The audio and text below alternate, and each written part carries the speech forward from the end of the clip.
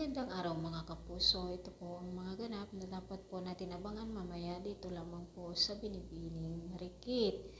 Muntik na nga pong makatakas si Mayumi dito sa malupit na kamay ng maldita ng bruhang si Soraya.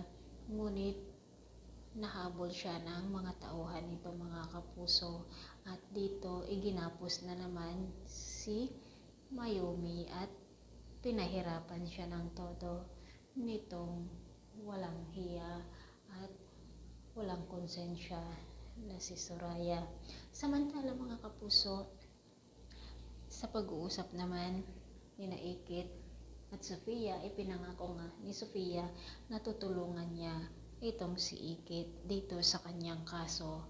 At napahiya nga po si Angela dahil nang malaman niya na si Sofia ay magiging abogado nitong si Ikit ay hindi ito natameme pala ito mga kapuso.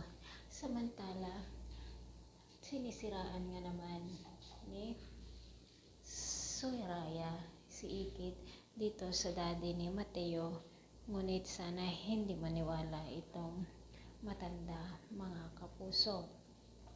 At ngayon nga po sa pag-uusap nila Mayumi at Angela, nabigkas nga ni Angela na kailangan magdusa silang mag-ina at walang ibang ang tinukoy na Angela kundi si Ikit.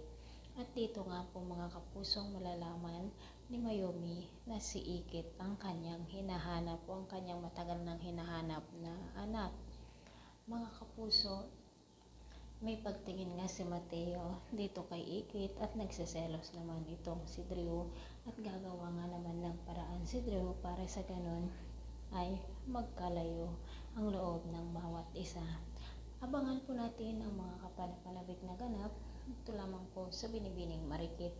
Makakatakas pa kaya si Mayumi dito sa malupit na kamay ni Soraya at si Sofia kaya ay magiging kakampi ni Ikit dahil nga ex-boyfriend ni Mateo si Sofia at alam ni Sofia na si Ikit ngayon ang nililigawan ni Mateo. Abangan po natin. Maraming salamat. Bye-bye.